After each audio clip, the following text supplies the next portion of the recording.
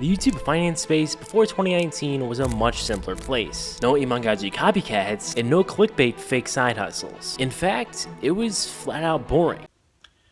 But everything changed when one kid from Belarus switched from posting skateboarding videos to posting about growing on Instagram and dropshipping videos. Before I cover his content strategy and how he was the king of finance YouTube before he quit, it's crucial to understand his come up and how exactly he makes millions a year. His entrepreneurial journey started in middle school when he flipped bikes, fixed iPhones, and did some graphic design on Fiverr. But then he discovered Instagram, specifically theme pages, which is where you just repost viral content in your niche. And while running these theme pages, he also made YouTube videos on skating, which is where his YouTube career started, but wouldn't pick up till many years later. The first theme page Biaheza ever started was when he was 12 years old. He continued to make various pages over the next couple years, but none really blew up. He even started a nature page in 2014 and grinded on it for 2 years just to sell it for $100. So he started another travel page at the end of 2016. With years of experience under his belt at this point, he was able to grow it to 12,000 followers by the next year. And in October of 2017, he sold his first shoutout for $15. This was an absolute game changer for Vladimir. He started to make a lot of money selling shoutouts on his Instagram theme pages on the side. But then he had a realization. Most of the shoutouts were actually dropshipping stores selling products from AliExpress for a higher price. So on January 31st of 2018, just a few days before he turned 17, he started his first dropshipping store and quit his retail job. Over the next month, he made $500 in sales by paying other pages to promote his products. But he was actually just breaking even and didn't actually make money. So he shut down his store and schemed up a new plan for success. So in September of 2018, he started his second ever dropshipping store, and it was an instant hit, making $531 in just the first day. After continuing to post on more and more pages, he did over $33,000 in sales in that first month. At the time, he was only thinking to pay for college and further education, not realizing how big it could and would eventually get, because he scaled the store to over $100,000 in revenue in November of 2018. But his store got doxxed by a top dropshipping YouTuber, so his store dried up. Biaheza did continue to go to California State University that fall and worked 2 jobs while working on his stores. His YouTube career was only at the beginning stages. Meanwhile, his business career started to bloom. After he found new products and switched to Facebook ads, he scaled the store to $1 million in sales by July 2019. And now he runs multiple stores that do anywhere from $500,000 to $700,000 a month. One of them being a massive conglomerate, Bleem. The reason I bring that up is because it shows how far he's come in just a short time span and how good of a marketer he is, which of course is translated to YouTube. But how exactly? That backstory is so crucial to understand, because if he didn't do all that, I can guarantee you his YouTube wouldn't be where it's at today. Because through ecom, learning the crucial skills of copywriting and how to make viral advertisements that convert, he learned 2 of the most important skills you can have to make a banger video, because they translate to script writing, editing, and retention. But before I dissect a video, let me cover his content strategy as a whole. So taking a look at his backlog of content, we can see that back in 2019, he had terrible thumbnails, but his titles were good, and the ideas were completely unique. That's the consistent theme you'll notice. Just about every single video was the first of its kind. And speaking of consistency, this dude was as consistent as it got, uploading almost every single Saturday at 2 p.m. Central Time, from the spring of 2019 all the way until the spring of 2022. Of course, he missed a few uploads here and there, but not many people can pull that off. Nonetheless, while making hundreds of thousands of dollars with e-com stores. Being so dedicated, he built a library of content that still gets views to this day. He made only $100,000 from AdSense in 2019, and in 2020, he made $500,000. He never revealed his 2021 or 2022 numbers, but I'm estimating about $1 million each year. But he also never revealed how much he makes from the course, but it's gotta be a lot, especially if he's still subtly promoting it on Instagram. Back to the strategy, there's 3 main buckets that he posts in: day trading, dropshipping, and experimental. He also did try a couple series, but he didn't stick with them because the views weren't super great. Notice that he didn't stray away from the finance niche even when experimenting. Everything had to do with seeing how much money could be made. And even later on when he tried non-challenge videos, they were informative, but still had to do with making as much money as possible, just with a new twist. All in all, there's 3 keys in his content strategy. First, be creative with what works. Day trading but using a bot. paying $5 to day trade, and gurus. Those were all unique spins on an average day trading video that made it much more entertaining. Second, consistency builds a loyal audience. This is something that not many people talk about, and quite frankly, I even rarely think about it, because I like to take my time to make the perfect video. But if you consistently upload really high quality videos that the audience can get hooked on, they'll fall in love with you, which was proven when he created a crypto meme coin, and people put almost $4 million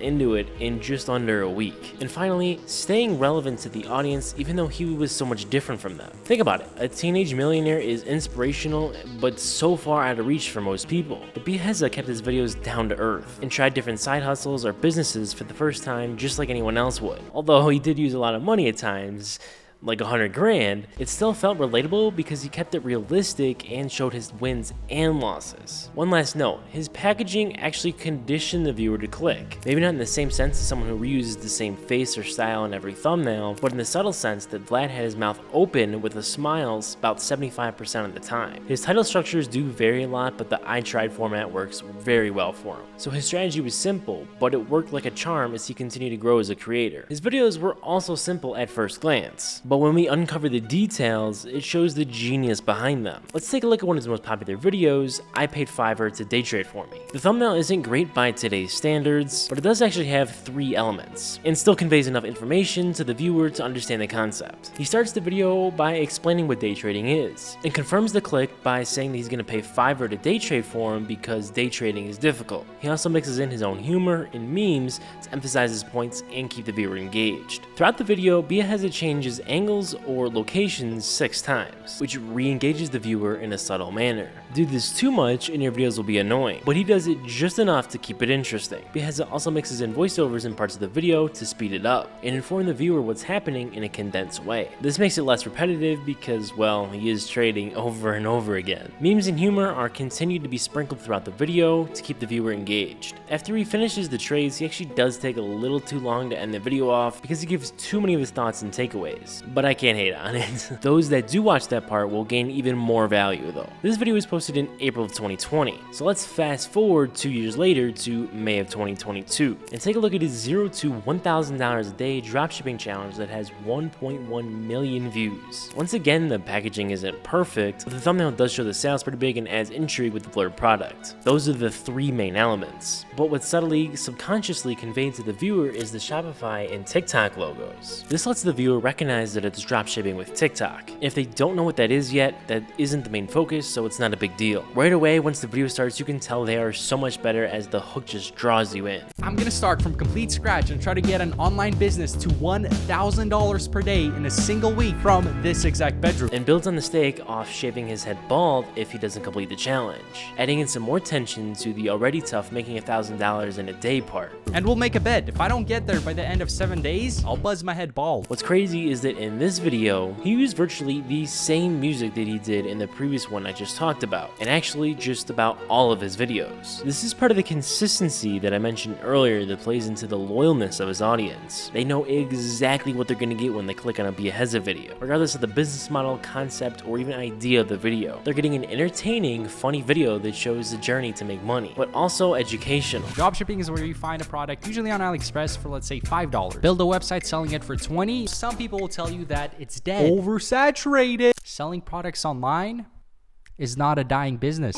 No, Amazon is dying. What is he saying? No. There's no way. Brick and mortar. You can see how he does this perfectly using the Pope in the pool technique to explain the boring topic of how dropshipping works, which most people know, but needs to be explained to everyone in a simple manner. Think caveman brain, so everyone is on the same page and can easily follow along in the video. Bieheza's humor continues to shine throughout the video, and he even throws in another Pope in the pool technique to show how a product works. This is just genius on his part to keep the viewer engaged and informed at the same time. Also, just 3 minutes into the video, he's already changed locations 5 times, which of course is much better than the first video. He still follows the same great principles, just at a much higher level than before. As the challenge starts to ramp up, he uses multiple obstacles such as the ads being disabled, time running out, and the ads being denied again to add more adversity to the journey, making the $1,000 he makes on day 8 much sweeter. But because he was honest and showed that it was day 8, he does shave his head in the end of the video. But before he ends it, he first gives his takeaways, a shameless course plug, and then breaks down the money. This keeps the viewer watching all the way to the end in a much better manner than ending on your takeaways. Of course, he finishes with a buzz and a funny clip. This video was really a masterclass on making a talking head challenge video. It wasn't too fastly paced, wasn't overly edited, and wasn't fake. It was educational, it was entertaining, and it was a banger. If Biaheza was doing so great on YouTube, why did he quit? Well, he revealed in his I Quit video that he didn't want to play the hamster wheel game anymore. And what he means by that is the constant need to create more content and outdo yourself every time. The truth is, it's a ton of effort to be the best of the best, especially in the challenge type format that he was creating content in. Because as a busy brand owner, running a YouTube channel on the side would just be a major headache. And his channel still has a library of videos, so they generate him views, which in turn gets him some revenue from course sales and a little bit of AdSense too. So there isn't a need to financially do it, especially if he's printing money with his ecom brands. So this is great and all, but what can we actually take away from this and apply to our own brands? Well, first, if you're just starting out, you need to stack skills to be able to create good videos. Biaheza learned a lot when building his ecom brand, so it wasn't a real difficult transition to YouTube. But of course, he also had to learn YouTube specific skills, such as camera presence, storytelling, ideation, etc. And for those looking to level up your content, be creative with your style and videos, but also create a consistent content strategy that you can always deliver on. Biaheza has such a unique and creative approach to not only YouTube, but also business. And he actually doesn't follow what I call the 8-figure YouTube money machine. But many others like Imanganji do this, so watch this video next to see exactly how that works.